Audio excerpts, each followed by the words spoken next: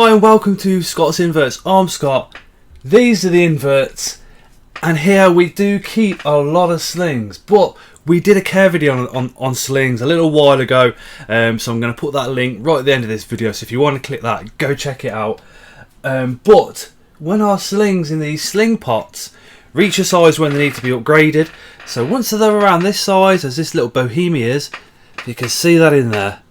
What do we do then? Well, once they become too big for these enclosures, we look at little pots and things like this. For this has got our Theropos for apophysis in. But at what stage do we start recreating a more naturalistic, or looking a bit more closely at their humidity levels and things like that? And where do we go with our terrestrial spiders? So once they get to this size, just inside there, so once they're probably about two inches across with leg span, that's when I personally start thinking, well, okay, now we need to be looking at a hide, a water dish, substrate, humidity, that type of thing. So today we're going to rehouse our Theropos for apophysis, and this rehousing video will actually cover any of those terrestrial species that require slightly damp or slightly moist substrate. So this is basically perfect for any terrestrial apart from cayenne pubescens, the green bottle blue, which would require extremely dry substrate. But for what we're doing in this size, this is absolutely perfect. Anyway, let's have a look and I'll show you what we're doing. It's nothing fancy. We don't have to worry about fancy enclosures until our spiders are adult and we want to show them off and all the rest of it. That's when we go for the fancy exoterras or the glass enclosures, or whatever your choice of enclosure is for displaying your spiders. But anyway, let's crack on and make this little Theroposa apophysis a nice little home. So guys, this is the enclosure that we've gone for. It's literally just a plastic box. You don't need anything fancy at this stage. You know, our little spiderlings are just that. They're still tiny, they're still small. We do not need much fancy stuff going on in here just yet. I would say that if you're going to go bioactive, wait until they're subadults and adults, and you'll benefit a lot more then, because you know that spider's going to be in that enclosure for the rest of its life. But this substrate here is just potting compost with no fertilizers whatsoever in there. It's all organic, all natural, just like our spider. So first thing first, we're going to need a hide. Now hides come in a multiple of different shapes and sizes. You can use plant pots, you can use the spider pots that they sell in pet stores and what have you. You can use plastic pots, anything that creates that little gap between the soil and the top is absolutely perfect. So I'm just going for a piece of slightly curved coir, cork bark, sorry, and that's going to go in the corner. But what I do with this end, because this end's open as well as this end, is I'm going to get some of the substrate and just put it around that area, because that way when it goes in there it is completely in the dark. What we've also done is put a series of holes around the side with a soldering iron and just melted those holes through to create that crosswind, to get some airflow in there. The lid is a solid piece of plastic, so you can't see through that, and that lid also does not let light in. So when it's on there like this, our spider feels really secure. It's got a little bit of light coming in the sides when we've got the lighting on, and that's it. But I do like to keep them a little bit darker than what we do our juveniles and our subadults, just to make them feel a lot more comfortable. There is, I'd say, 2.5 inches of substrate in there. So, and what that allows for is if our spider wants to burrow, it can. Now this is damp substrate, which is absolutely perfect, and we've got some moss, and what I'm going to do with the moss is I'm going to put a little bit around that back end just to help keep a little bit of moisture down inside that hide, and I'm going to put a little bit there as well. Again, that's all about trying to, got mealworm in the moss, that's all about trying to keep a little bit more moisture down here compared to the rest of your enclosure. But what we have got is a second piece of bark, which we're just gonna put that there. It's just a different surface for your spider to climb on, you know, just to make it a little bit more naturalistic, give him or her a more naturalistic feel.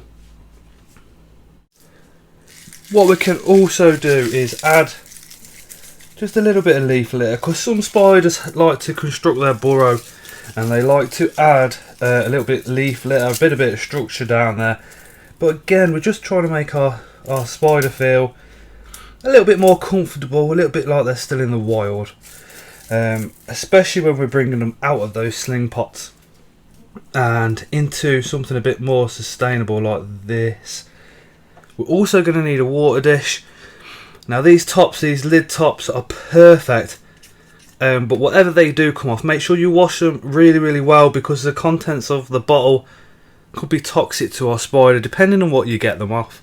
But it's always safety first, so what we're going to do is give that a good wash. We've also got one of these sling pots, water dishes, sorry, so I'm going to use this one today in here.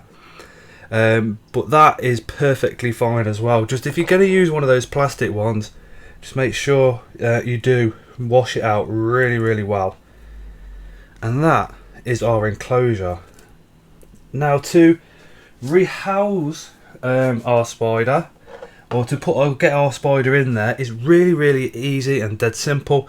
First I want to spray this water dish, overflow it a little bit, and then where this moss area is, get the little area as well nice and damp. So we'll do that now, and what this does is just create a little bit of humidity in our enclosure for our spider. And as I've said at the beginning, this enclosure will be good for 80% of the spiders that are coming from the larger sling pots that we are wanting to rehouse and upgrade. And it really kind of gets us thinking about the temperatures, the humidity, and what they're gonna need for the rest of their life. So we've got the water dish there. We've topped it up. We've overfilled it just a little bit. I'm spraying it down, just like so. That's topped up. The water dish is topped up. All that moss nice and damp. And now we are ready to go. We are ready to rock. Our Theroposa apophysis is in there ready. Now this isn't New World, so we're not going to worry as much as if it was an Old World. But my advice is always the same. Loosen the lid. So we get that lid loose all the way around. Now when you pop it there, hopefully it will just pop down by itself. And now we just sit, we wait for that spider to come out by itself and explore its environment. If this was an Old World, we would literally be doing it like this, and then we would leave it with the top on, because they're a lot quicker. But just look, there is a little apophysis now coming out, absolutely gorgeous. In fact, I'll bring it down so you can see it a lot better. And our little apophysis has come out, which is really cool, so we can move. You can't climb up there, or maybe you can. What we're going to have to do is just move our spider back down again. Come on, that's it. That's it. There it is. And there he is, or she is. But that, again, that's come out of this pot and into there, and as you can see, he's got a good while in there yet. But that's absolutely perfect for the majority of our slings that are moving out of pots and into a bigger environment. Absolutely perfect. What is key is if you're feeding these guys in a larger enclosure like this, always look for your spider and try and put the food literally right in front of them. Just saves them the hassle of hunting around and looking for it and all that. It's right there in front of them then, and that really does help them out a lot. So creating the next stage up to these sling pots is quite simple, quite easy. After that, once they start becoming into small juveniles or large juveniles, that's when we start looking at upgrading them again into larger enclosures. And then when they become subadults, well, large juveniles, subadults and adults, is when I personally start upgrading them into their forever homes, which is going to be, they're all bioactive enclosures, which are basically as close to nature as you can possibly get it. Because that's what you want your spider in the long term. We've got tons, I've done loads of care videos where I've showed you guys how to do all that bioactively. I'll put a link at the end of this video to the Sling care video as well, so if you've not watched that, please go back and check it.